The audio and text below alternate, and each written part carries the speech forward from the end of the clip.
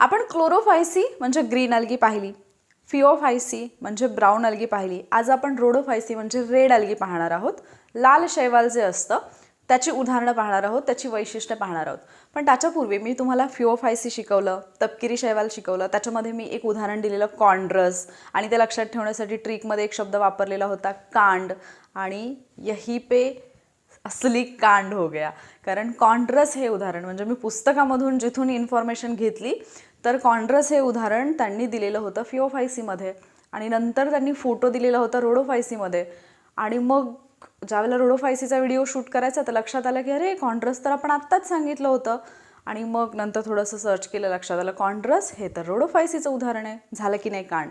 So आता तुम्हाला काय करायचं आहे, फिओफायसी मी ऑलरेडी पिन कमेंटमध्ये दिलेला आहे करेक्शन, बट स्टील परत एकदा या व्हिडिओमध्ये पण सांगते, कॉन्ड्रस हे तपकिरी शैवालाचं उदाहरण नाही आहे, ते रोडोफायसीचं म्हणजे लाल शैवालाचं उदाहरण आहे. आता एवढा मोठा कांड झाला म्हटल्यानंतर तुमच्या लक्षात राहीलच की कॉन्ड्रस हे रेड शैवाल आहे, ठीक आहे, लाल शैवाल आहे किंवा रोडोफायसी आहे. तर आता आपण रोडोफायसीची माहिती पाहूयात. रोडोफायसीचं जर आपण उदाहरण वैशिष्ट्य पाहिली तर बहुत करून हे खाऱ्या पाण्यामध्ये आढळतात, म्हणजेच काय तर समुद्रामध्ये आढळतात.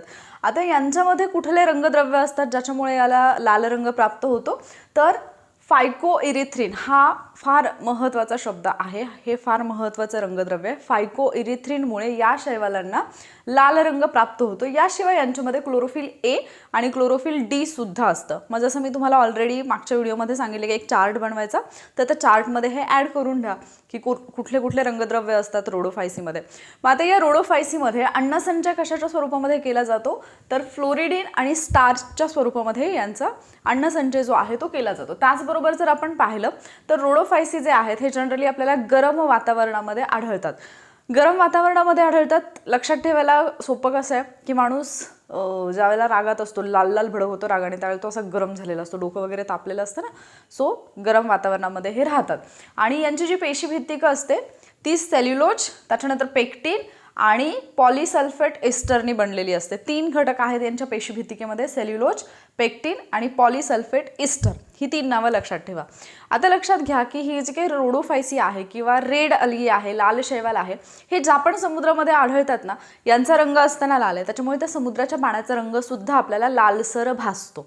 ठीक आहे, हे लक्षात ठेवायचं आहे. त्याचबरोबर हे जे रोडोफायसी आहेत याच्यातली काही उदाहरणं आहेत त्यांच्या पेशीभित्तिकेपासून म्हणजे त्या लाल शैवालांच्या पेशीभित्तिकेपासून अगार हे पॉलिसॅकराइड जे आहे ते तयार केलं जातं. सो असे काही प्रश्न आयोगाकडून विचारले जातात. आणि फंगी आणि अल्गी एकत्र ज्यावेळेला येतात त्याच्यापासून लायकेन बनतं. लायकेनवरती आयोगाने प्रश्न विचारलेले आहेत, म्हणून हेही लक्षात ठेवा. फायकोइरिथ्रिनवरती पण आयोगाने प्रश्न विचारलेला आहे, त्यामुळे हे सुद्धा लक्षात ठेवा. मग आता याची लाल शैवालाची उदाहरणं कुठली आहेत? सगळ्यात पहिलं तर कांडवालं कॉन्ड्रस लक्षात राहील तुमच्या, कॉन्ड्रस आहे.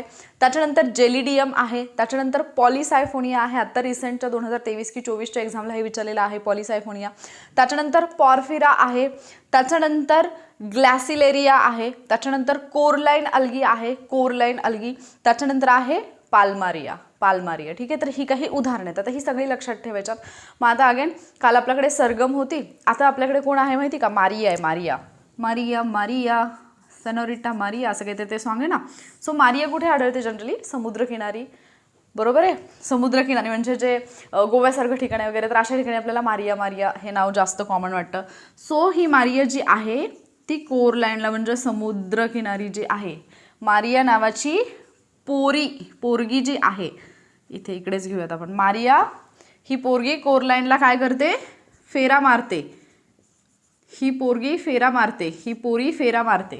पोरीफेरा आपला प्राणीसंघ पण आहे.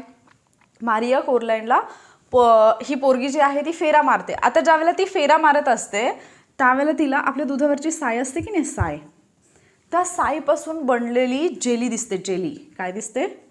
जेली. आणि ही थोडकी दिसत नाही, त्या जेलीचा अख्खा एक ग्लेशियर दिसतो तिला. ग्लेशियर हिमनदी असते की नाही, तर तिला असा त्या साईडचा बनलेला जेलीचा एक ग्लेशियर दिसतो. ठीक आहे, आता हे सगळं जे आहे या ग्लेशियरचा कलर कसा असतो? लाल. कारण जेली चॉकलेट असतात की नाही, स्ट्रॉबेरी वगैरे, ते कसे असतात? रेड कलरचे असतात. सो त्याच्यावरून तुम्हाला लक्षात ठेवायचं. मग आता आपण आपल्या ट्रिकमध्ये, आता तुमच्या लक्षात आलं असेल, 2 व्हिडिओज पाहिले त्याच्यामुळे तुम्ही एवढे हुशार झालाय की मॅडमनी हे काय दिले हे तुम्हाला समजलं असेल, पण तरी पण आपण पाहूयात. मारिया कोण आहे? पाल्मारिया, पाल्मारिया, पाल्मारिया पोरीफेरा, ही काय करते पोरगी? फेरा मारते. कुठे? पॉरफेरा, पॉरफायरा असं पण काही ठिकाणी दिलेलं आहे, पॉरफेरा. त्याच्यानंतर ही कुठे फेरा मारते? कोरलाईनला मारते. कोरलाईन अल्गी म्हणजे समुद्रकिनारी ती फेरा मारते, सो कोरलाईन अल्गी. तिला काय दिसते? साय, पॉलिसायफोनिया, पॉलिसायफोनिया. किंवा तुम्ही असंही लक्षात ठेवू शकता की फोनवर बोलत बोलत ती हे करते, सो त्याच्यावरून पण तुमच्या पॉलिसायफोनिया लक्षात राहील. साईची जेली दिसते, जेलिडियम. जेलीचा अख्खा ग्लेशियर दिसतोय. ग्लेशियर म्हणजे काय? ग्लॅसिलेरिया, ग्लॅसिलेरिया. आणि त्याचा रंग कसा आहे? Red red, red red. आणि कांड तर तुमच्या लक्षात राहूनच जाईल कारण ऑलरेडी झालेलं आहे. म्हणजे फिओफायसीमध्ये नाही आहे कॉन्ट्रस, कॉन्ट्रस रेड अल्गीमध्ये. हे मी परत परत सांगते. आय एम एक्स्ट्रीमली सॉरी की मी 2-3 रेफरन्सेस चेक करायला पाहिजे होते, पण मी एका रेफरन्समधून बघितलं आणि ते मी तुम्हाला सांगितलं. पण मी लगेच पिन कमेंटमध्ये पण सांगितलं, या व्हिडिओमध्ये पण सांगते आणि ज्या नोट्स मी देईन टेलिग्रामला त्याच्यामध्ये पण सांगेन. सो तेवढं करेक्शन फक्त करून घ्या. बाकी आता हे तुमच्या लक्षात राहिलं असेल. रोडोफायसी रेड अल्गी आहे, बहुतेक करून खाऱ्या पाण्यात ज्या समुद्रामध्ये आढळतात त्या समुद्राचा रंगसुद्धा आपल्याला लालसर झालेला जाणवतो.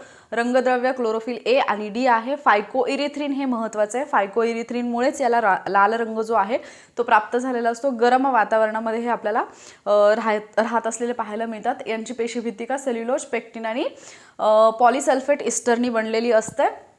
यांच्यापासून म्हणजे या रेड अल्गीच्या पेशीभित्तिकेपासून आपल्याला अगार हे पॉलिसॅकराइड बनवलेलं पाहायला मिळतं. अन्नसंचय हे फ्लोरिडिन आणि स्टार्चच्या स्वरूपामध्ये करतात.